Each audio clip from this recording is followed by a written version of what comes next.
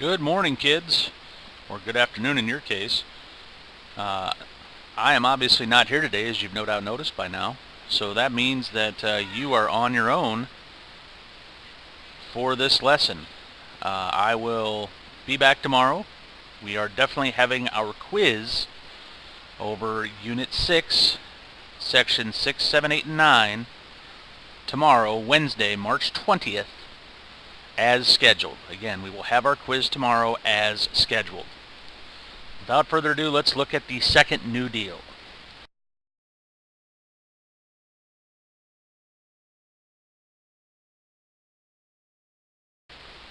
So as Franklin Roosevelt looks at his achievements over the course of his first term in office, he's going to have to judge whether or not what he's doing is working. And that's what we're going to be looking at today. First, Roosevelt has to get reelected, and then has to either continue his New Deal programs if he thinks they're working, or put forward new New Deal programs, if you follow me there. So when Roosevelt looks at his first term in office,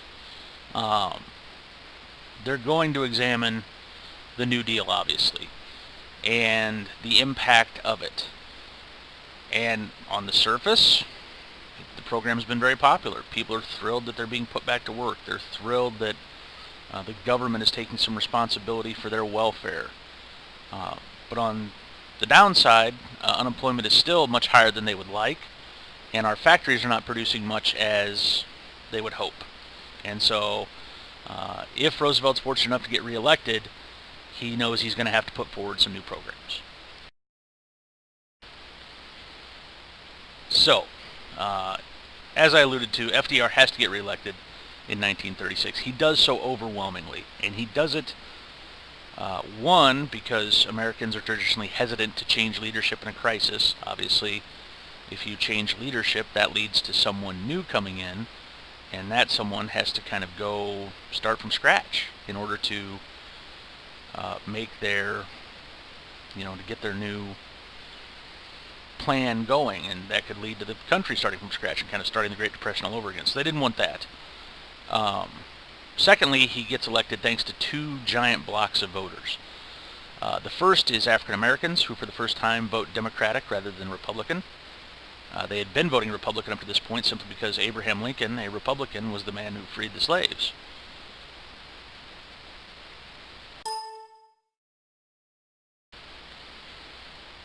So,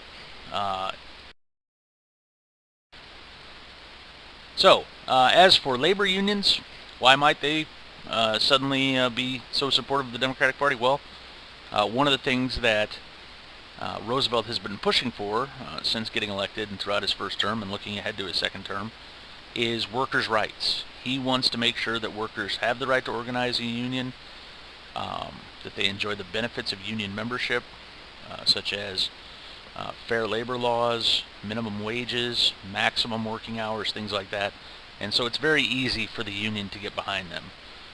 Then you throw in the Southern whites that are still supporting the party, various urban groups, and it's a pretty big coalition. This coalition will really, some might argue, stay together from 1936 all the way through 2016. Not till the white working class voters, a lot of whom had voted for President Obama in 2008 and 2012, voted for President Trump in 2016. That was kind of the breakup of the New Deal coalition. When that group, the white working class voters broke for President Trump, that was kind of the end of the New Deal coalition. So with his re-election assured, we are going to see FDR pass a second New Deal.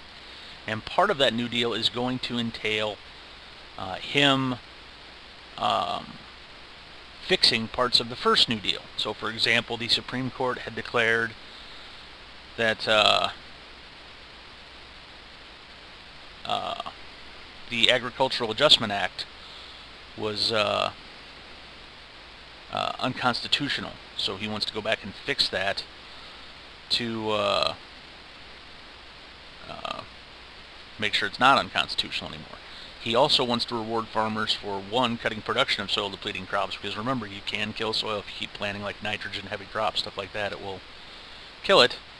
And then he also wants to reward farmers for practicing good soil conservation methods. So also interesting there. And that is the WPA, the Works Progress Administration. The Works Progress Administration is probably the most well-known of all the New Deal programs, based on some earlier stuff that we saw, like when they built the Tennessee Valley Authority, the Hoover Dam, the Civilian Conservation Corps, etc. This program is the biggest. It is the longest standing. That is not your bell, children. Get back in your seat, Matt Middleton. Sit down. Sit. Sit. Good boy. So, anyway, this is the most popular program. It's a program that still impacts us today. A lot of buildings here in Peoria, a lot of sculptures here in Peoria, a lot of artwork here in Peoria dates to the WPA. And as you can see, $11 billion, 8 million workers. I mean, the numbers are just staggering. 850 airports, more than 500,000 miles of roads, 125,000 public buildings. One of the things I'm not entirely sure of, I think, don't hold me to this, but I think that our very own Stamper Stadium, the old football stadium up the hill here, was a WPA project. It was built in the mid-30s, right in the middle of a very strong undefeated run for our football team. We went undefeated in 34, 35, and 36, so I think that was their reward, was getting a new stadium. And I'm pretty sure it was a WPA project, but haven't been able to find that out definitively. Here's a look at some of the buildings that have been built here in Peoria. There's the federal courthouse building, still stands, still down there on Main Street. They also paid for a lot of artists and sculpting, as you'll see on these next two slides. They wanted to put everybody back to work, so sculptors, painters, all got work. That's why you see a lot of murals in post offices, for example.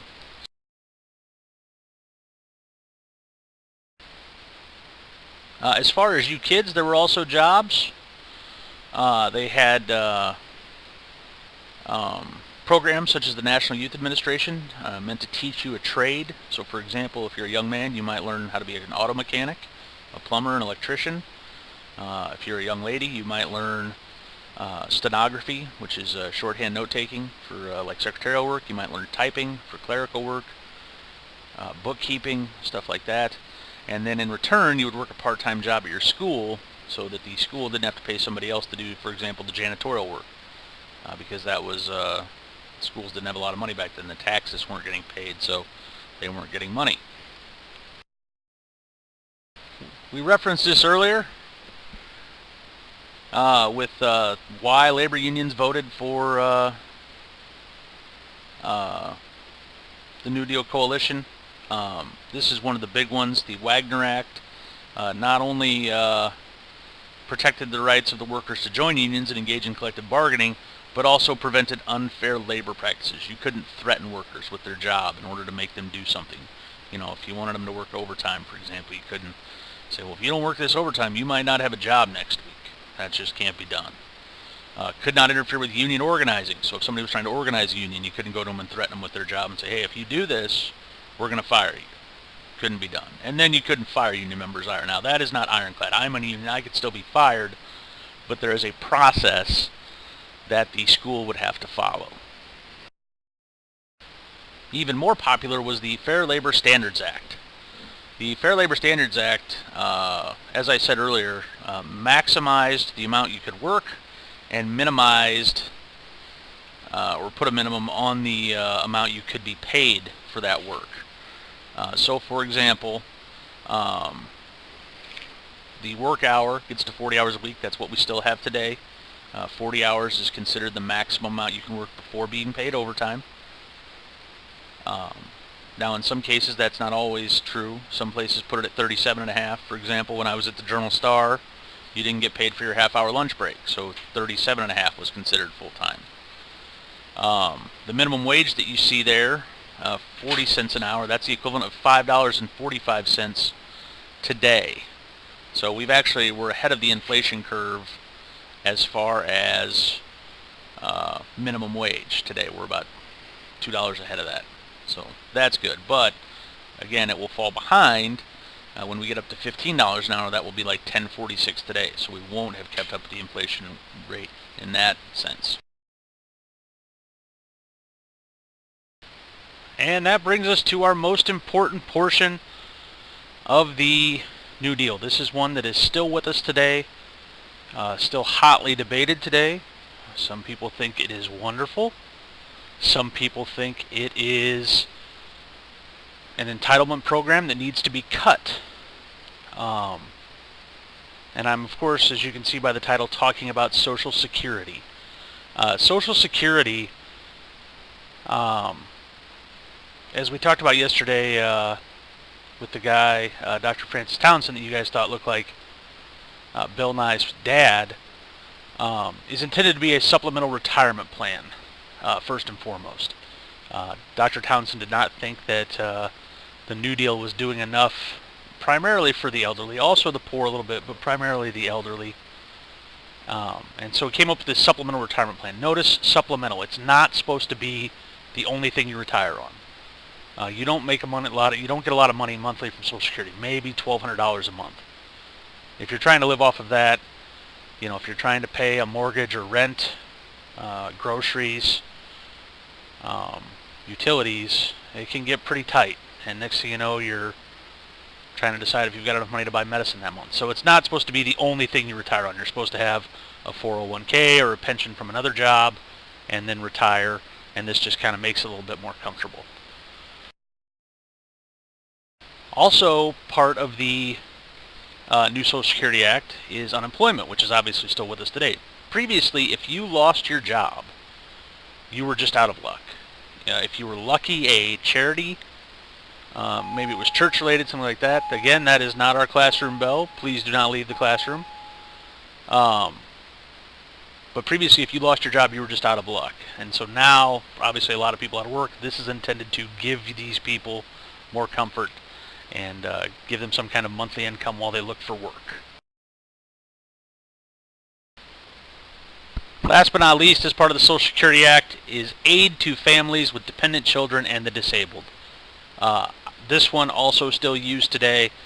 As far as the disability portion of it, let's say, God forbid, my googly eye one day, the strain of my right eye compensating for it causes macular degeneration in both eyes, and I see that dot like a reverse donut. Can't see anything in the middle but can see stuff around it, and eventually it blacks out all my vision. I would receive disability from the government because I am not able to work. If I were a child, God forbid my parents had been killed, I would have received payouts from what would have been their Social Security, so that I could then buy clothes or whatever else I might need to get by. The stuff that my parents would normally buy would still be provided for me by those funds.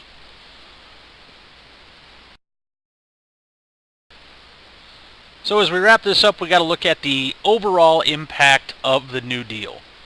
The quiz is going to ask you for the 4 different ways in which the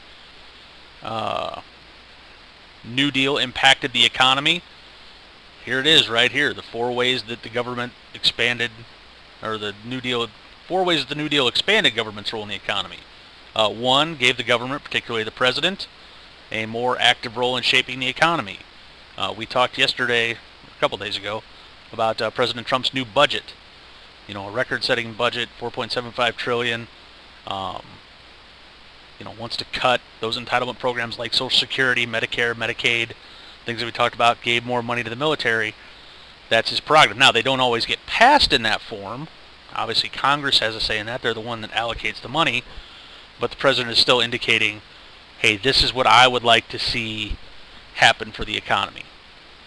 Created federal jobs. That one is forever up for debate. Some people say too many people work for the government. Others say not enough people work for the government. Attempted to regulate supply and demand. We saw this with farmers this year. We had to provide subsidies to farmers, $12 billion worth of subsidies, thanks to President Trump's trade war with China. And then, of course, increased government participation in settling labor management disputes via things like the National Labor Relations Board.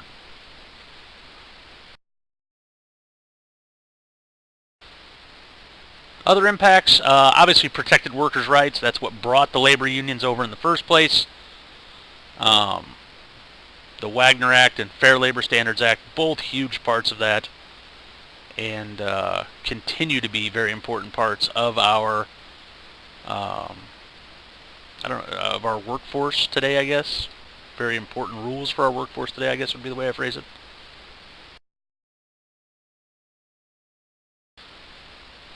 Secured the banking industry. That one of these still in force today. The FDIC, as we said, still insuring your money up to $250,000 if you're a bank. If you're a credit union, the NCUA insures you up to $350,000. But both those programs still around. The SEC has taken a lot of heat in the last decade or so because obviously Wall Street wasn't being honest with a lot of folks back when the financial collapse happened in 2007 or 2008. And of course, last but not least, we do see some different impacts here. The most important of these by far is the impact of Social Security. The government is assuming some responsibility for the welfare of its citizens. And what's really interesting about that is you will see people protest against the government. They will protest against all kinds of government spending. I will never forget seeing a Tea Party protest downtown. And they were all about cutting the number of people working in government, and smaller government, unless you asked about cutting their Social Security. And then it became, keep your hands off my Social Security.